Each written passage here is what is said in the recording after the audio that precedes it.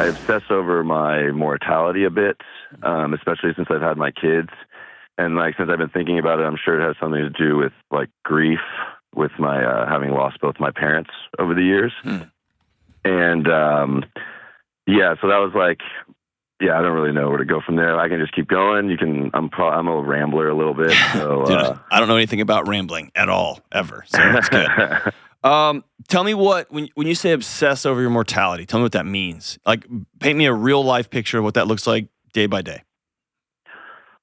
Well, it's something that's like simple example. Every time I have 3 little kids, I have twins that are 7 and almost 7, a little girl who's almost 3. And I cannot leave the house without giving them and my wife a kiss and a hug.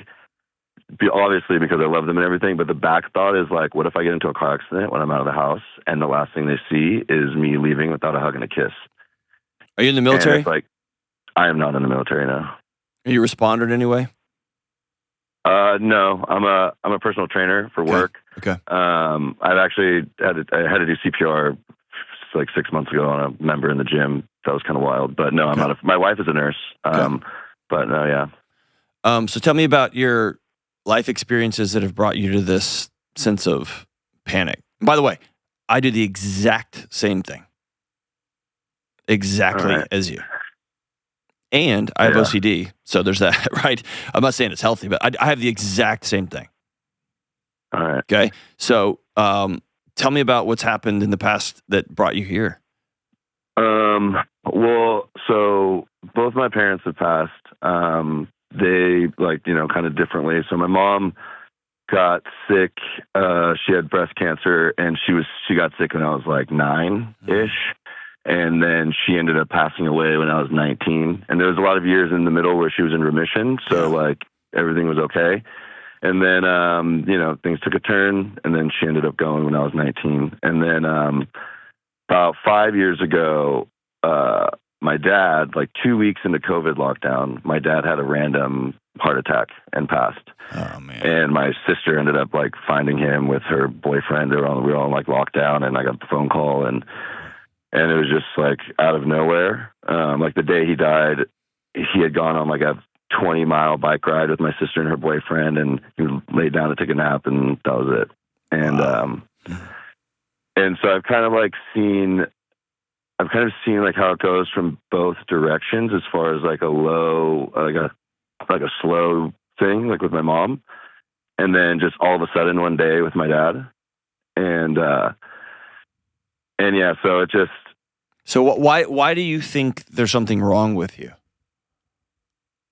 I've been kind of thinking about it since I got like the phone call. I don't know. I don't think there's anything wrong with me. I think the underlying issue is just I've never, like, my grief, and it's just, that's probably how it's manifesting maybe. Yeah. I don't think there's anything wrong with me really.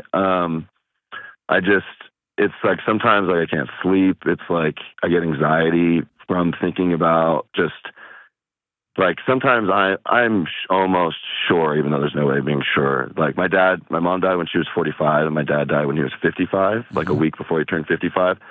So like in my head, like I'm just trying to make it to 55, and it's just like, it's like kind of rough to think like that, I guess. So I guess the question I'm going to ask you is, are you, and this is going to sound like I'm kind of making fun of you. I'm not in any way. This is a serious question. This could be okay. Mm-hmm. Are you interested in releasing that? Or is that a frame by which you are comfortable living? And here's what I mean by that. Like, here's what I mean. Okay, yeah. My son slept through his alarm this morning. He's 15. He's headed out to high school. My wife was taking him. He ran down the steps this morning while I was past me in the garage gym. I was working out. Said goodbye, said, I love you, have a great day. He said, love you, Dad, have a great day, but I didn't go hug him. That will, for me, be like an unscratched itch all day. Yeah. Okay? At nighttime, I just take a couple of laps around the house and check the locks a few times. I used to try to fight that. I don't. It's just dumb. It doesn't bother me. I don't even get annoyed by it anymore. Yeah. And so some of those things I've just made peace with. They're just my life. That's okay. Other things like rumination, I worked really hard to free myself from that, and it sucked, but I don't have that anymore. Like, it literally doesn't bother me. I don't have those looping thoughts all the time. So my question for you is seriously, is that something you want to be free from? Because there's some tangible things you can do, but it sucks. Well, yeah, for sure. I mean, I do like the fact that how, like, I'm there with my kids as much as I can, and I like how close we are, and like, I don't want to stop, having But here's the problem with that. Like, here's the problem. Your kids know that you need them for oxygen, and they can't carry that weight. Yeah. You get what I'm saying? Yeah. They are learning in real time. We are responsible for dad's well-being, and that's a really heavy burden and responsibility to put on a child. Yeah. You get what I'm saying? Yeah, I do. I feel like I try not to. I mean, I'm sure they can feel it, and I'm sure I don't. Just, we all screw up all the time, but I do my best. I talk to my wife. Like, my wife's awesome. We're like 9 years into our marriage. We just hit 9 years, awesome. and like, Congrats. She's rad, and I love her, and more and more. So. Like, I have people to talk to, and I can talk to like my sister who. I know. I got that. Tell me this. What do you want to be different? What do you mean? What do you want to, like, the purpose of this call? What do you want to be different? I guess managing my grief when it comes in the waves that it does. Because sometimes I'll be fine, and then there's like a couple seasons a year where it kind of comes in like a heavy wave, and I like put it out of my mind for like the rest of the year. Then it comes, and it's kind of like debilitating a little bit. Yeah, it'll drown you if you don't stare it down.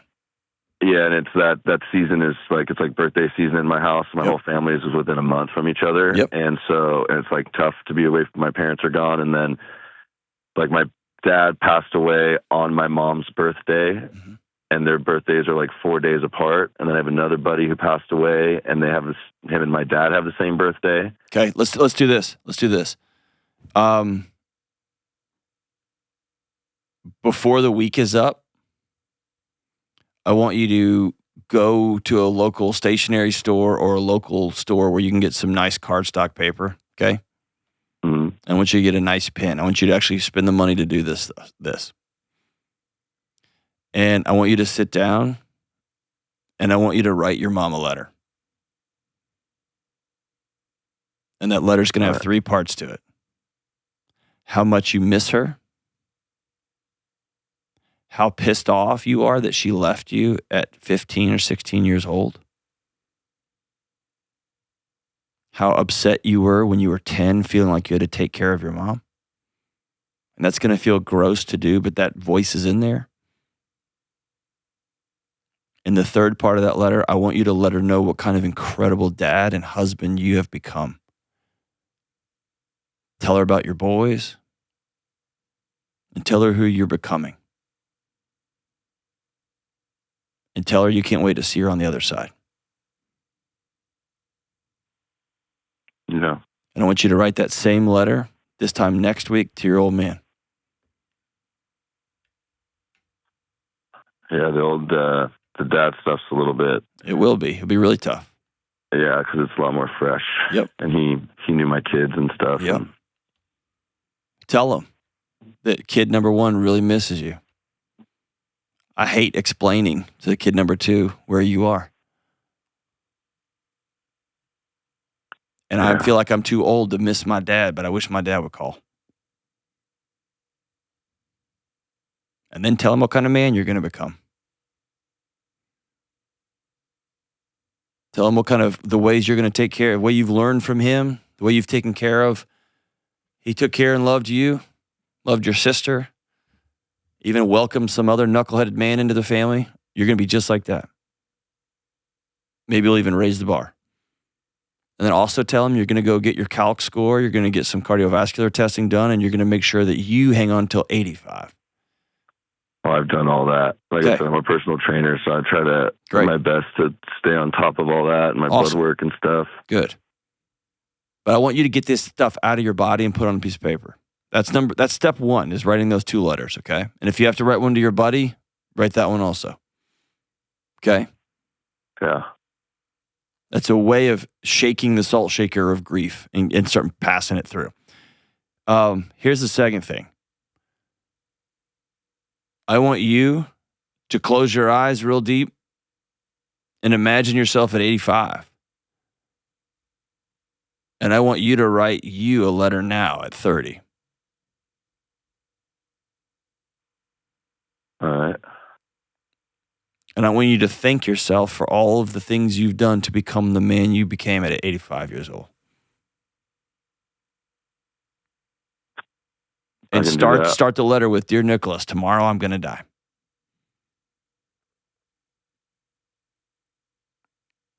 And at 30 or at 28, however old you are right now, you made some choices to live differently. And that's made all the difference. You chose to take care of your health. You chose to be the best husband you could ever be. You started taking classes on how to be a good dad. You fill in the blank. Dude, man, I take some of the stuff I listen to you, I go apply it in real time, and I see how much it works. It's crazy how little it takes, isn't it? Dude, what does your vision look for the day? Yeah, how can I love you today? Yeah, it's wild, huh? Is the greatest marital advice I've ever heard, and I do it all the time, whether my wife realizes it or not. Now she will, but it's awesome. I do it all the time. Yeah. All right, one last thing for you, okay? There's some kind of alchemy to how OCD and anxiety kind of map together, and that's for a whole other nerd podcast, not on this show. But you have a responsibility to yourself and to your kids and to your wife to live non-anxiously, okay? And so I'm going to send you my book, Building a Non-Anxious Life, but under these conditions, I want you and your wife to read it together. In fact, I'm going to send you 2 copies so y'all can read it together. And I want you to use it as a roadmap to reverse engineer and build your life. Because an anxious body finds things to try to solve in order to stay present, in order to stay safe in the present. And your mind is spinning and spinning and spinning. Sure, it's unresolved grief, but there's also a reality to it. Is your job safe? Is your finances safe? You say your wife, you love her. Would she say the same things about you? Do you have kids with health issues? Are you worried? You say you think you're going to be dead at 55, right? Like, building a non-anxious life is reverse engineering, giving your body a chance to exhale so it can actually deal with real threats in the present. So hang on the line. I'm going to send you that book. That's your 3 homework assignments, dude. And they're not tough, but they're awful. Writing letters to your mom and dad individually. Writing a letter to yourself from your 85-year-old self the day before he passes away. And then starting a hard, real, true, honest conversation with your wife about let's change our entire home so that our bodies have a chance to exhale. And that'll give us permission just to be sad during birthday month. By the way, you're going to always be sad during birthday month. Don't fight that. That's right and holy and good. You're supposed to be sad when people you love pass away, all within a couple of days of each other. That's good. The question will be, what are you going to do with that sadness? Are you going to go serve somebody? Or are you going to go just go on a camping trip by yourself? It's when if you don't honor it and you just sit at home and you're grumpy and you're mean and you snap at people and you buy stupid stuff or you drink too much, that's when that sadness and grief isn't healthy or good. But choosing to honor that grief and be like, all right, I leave every year on that weekend, or I go serve the homeless people on that weekend, or whatever. I'm gonna take that time and honor it. Is right and good. Thanks for the call, brother. Appreciate your honesty, and thanks for being in our gang, and thanks for being a good dad. Sorry about your mom and your old man, dude. They sound amazing. They've left you a pretty remarkable legacy. Now it's time for you to grow and pass it on.